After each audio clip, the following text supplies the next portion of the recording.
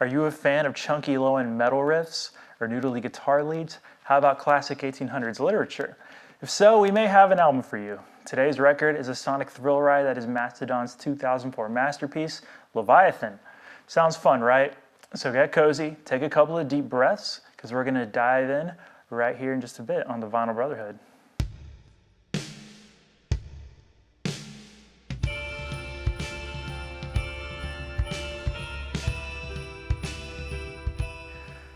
Mastodon's Leviathan record is one of the most successful and well-regarded records of the post-2000s. Admittedly, I'm kind of an outsider to the world of metal, but when we were discussing albums to review here at the Vinyl Brotherhood, our producer, without hesitation, recommended Leviathan. He explained the premise to me. It's prog metal, it's loosely based on Herman Melville's Moby Dick, and I thought to myself, okay, so metal and classic literature. It's not exactly unheard of, but it's Moby Dick and there's sludgy guitar riffs. Seems like a match made in heaven, right? And I thought about it and it seemed very epic to me. And here I am several listens later, and it looks like the word epic was exactly what I was looking for. I'm absolutely pumped to get into this record with you guys, so let's take this dude over to ye old record player, shall we? This artwork is gorgeous.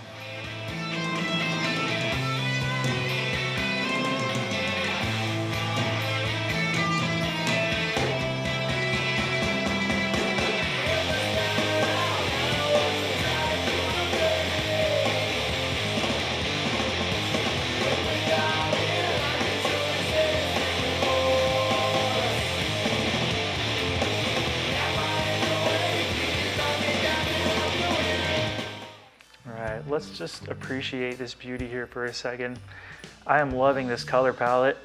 You have your deep blue sea, you have your blood red sky. The people on that ship don't look like they're long for this world. Very unfortunate situation. The back is pretty cool too, track listing. We're using gold ink here. If it were me, I think gold foil would put this over the edge, but it's not my call. All right, let's discuss Mastodon's Leviathan. As I've previously mentioned, I'm something of a metal noob. If I had $1 for every metal record that I've listened to in full, I would be but a lowly peasant or even a chord jester in the hardcore music kingdom. But let me be clear, I've listened to countless songs from within the greater world of metal, many of them classics, and I'm well enough acquainted with the defining characteristics of the genre as well as its tropes. I just haven't personally really delved too deep into many artists' catalogs, nor have I picked up many landmark records. And I've also never read Herman Melville's seminal classic Moby Dick, but like most of us, I've definitely been familiarized with the story, and I'm pretty sure I've got the gist of it. So hopefully I don't come across as a complete ignoramus in this review, and you can just take it for what it is, the early impressions of the Mastodon newcomer. And I'd like to really count on our small but faithful Vinyl Bro community to give me a point of reference. I'd like to better understand exactly what this album means to the genre and how it compares to the rest of Mastodon's discography. So feel free to head down to the comments and get me up to speed on that. I would really appreciate it. So I'd like to discuss a few highlights on Leviathan, of which there are a lot. And I know how cliche it is to describe someone's work as being like a roller coaster, but honestly, that analogy is just a little too perfect in this case. These guys gave to the world an absolutely relentless, cranked to 11 record, jam-packed with all kinds of thrills and surprises, twists and turns. Let's talk about the opening track, Blood and Thunder, which I now know is something of a Mastodon staple. Very quickly gave me an idea of what these guys are all about. We get a lot of sweeping back and forth riffs, from the low end over to the high end. Again, like you're on a roller coaster, right? So they utilize some sprawling lead guitars throughout also on top of the chords, and it's just a really, really interesting and exciting sound that they've put together. And while this album doesn't necessarily follow any predictable template in regards to song structure, Blood and Thunder kind of lets you know what you're in for. And I want to talk about the vocals a little bit. I really dig how hard-hitting the vocals are on this record. between drunk pirate Troy Sanders and Brett Hines, as well as some others. We get a little bit of everything from the more intense and guttural to the cleaner and more melodic side as well. The vocal delivery is always spot on and truly complements the themes found in the lyrics. Sometimes they're very visceral and violent, sometimes a little sinister, and sometimes a little hopeless and urgent. And the album starts with the opening lyric, I think someone's trying to kill me. So yeah, I hope that's ominous enough for you guys, but of course me on the edge of my seat was really intrigued by this. I've said in the past I've never been much of a lyric stickler, but this time around I decided to do my due diligence and read them over in the interest of kind of piecing together the loose Moby Dick concept. And I'm really glad I did, because this album features some truly beautiful and fascinating lyrics. I'm quoting here, myth or legend, nymph tail washed ashore, near the kraken sleepeth, stirs coral and bone, end quote. That's a line from the song Megalodon. The lyrics on Leviathan are both timeless and poetic, and they really give that sense of adventure and even like a danger and darkness in support of the story that the tunes are kind of revolving around here.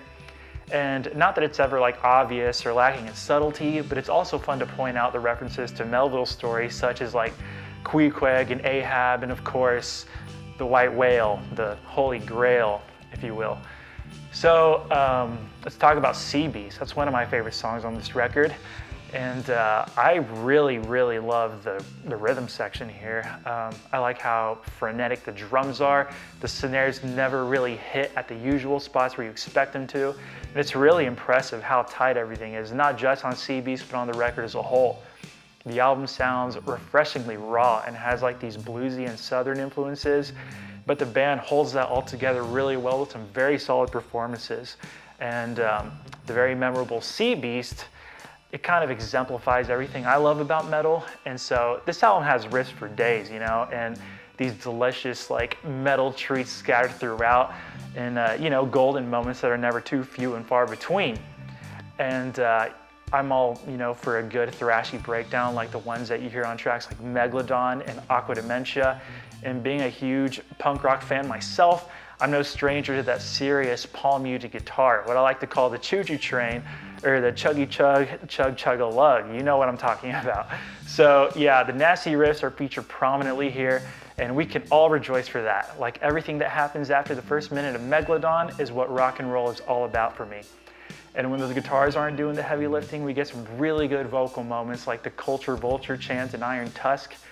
And you know, those sludgier, meteor moments pair surprisingly well with the project's more prog elements, such as the jangly, arpeggiated guitars in the occasional melodic passages that wouldn't really sound out of place were you on that perilous journey at sea. These moments can be very expressive and provide a nice backdrop for, you know, the main substance of the record. And I think this is best exemplified on the 12 to 13-ish minute epic Hearts Alive. Now, Hearts Alive isn't exactly the last hurrah, but it's definitely the climax of Leviathan, serving almost as like a sampler of what's on this whole beautiful work of art. It gives us a little bit of everything we've heard without really being too redundant, almost like a nice recap of the adventure, like an epic quest within an epic quest, if you will. It nicely transitions from different acts, beginning with a more laid-back, moody segment, and sort of slides into like a grandiose, dramatic centerpiece moment where the singer kind of goes all out. They sort of go like full Mastodon. And towards the end, before our last helping of metally goodness, we get this larger-than-life chord progression that is perhaps the most melodic part on the whole record, and I felt like it really elevated the song, giving it something of a profound and moving grand finale before sending us on our merry way. Yeah, but wait, there's more. The album closes out with the track Joseph Merritt. It's a neat little instrumental piece, and I only have a slight beef with this track, but not because it isn't any good. It's a really nice, kind of dark and cryptic, mostly acoustic number that really kind of puts the exclamation point on the subject matter. And almost as if you were watching the closing credits to an epic cinematic experience. I love how ominous it is. I love how experimental it is. It just kind of feels a little tacked on to me, a little too bonus tracky. And you know, you kind of have to view it as not really part of the sundae, just more like the cherry on top. Honestly, I could see this functioning better as an opening track to sort of set the stage for the thematic element. And I mean, just imagine this song being followed by Blood and Thunder. Gorgeous, beautiful. I will say there wasn't much on this record that really felt like uncharted territory to me with my limited knowledge of prog metal, but then maybe I don't really grasp like the impact that Leviathan had back in 2004. So I guess what my big takeaway was, aside from like appreciating the seriously well-crafted and well-executed music, was how much character and personality that can be found here in this little collection of tunes. I've always seen metal, perhaps wrongly, as a situation where a very gifted painter is working with something of a limited palette. And this is where Mastodon really subverted my expectations. These dudes are nothing if not versatile, and the heavy on this record pairs perfectly with the melodic. We get multiple vocalists with easily distinctive vocal qualities, all of the right instruments to give us the right atmosphere, and a solid variety of playing techniques. I definitely found something new to appreciate with every consecutive listen, and I love the album as a whole expression, and I believe they did a fantastic job executing that concept. It really comes across in an engaging way, and not just in the lyrics, but in the music as well. So that's more or less all I've got, with the exception of some closing thoughts. So let's take this bad boy back to the couch and wrap it up.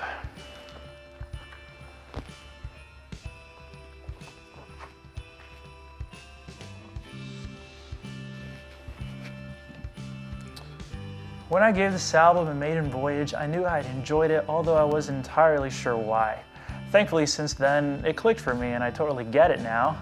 And I have to say, it's kind of the album you can appreciate as a collection of songs, but it's much more rewarding as that single roller coaster ride experience I was talking about. So if you're a metal aficionado, chances are you're familiar with it, and I hope you've enjoyed my outsider's perspective. And if you're not a metal fan by any means, I could still give this a ringing endorsement. Even if you feel like it's not your cup of tea, there are definitely thrills to be had here in a very general musical sense.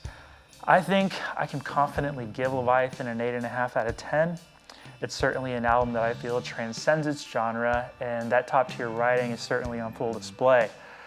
And this is definitely an album that I'll be revisiting in the future. And if any Mastodon experts are with us today, please, I beg of you, point me in the right direction. Which album should I check out next? So I think that's about all that I had today. So if you will, please hit that like and subscribe, etc., etc. You know what to do. And say hi in the comments. It's always a fun time down there. So thanks for watching, Vinyl guys and gals, and we'll be back here very soon on the Vinyl Brotherhood.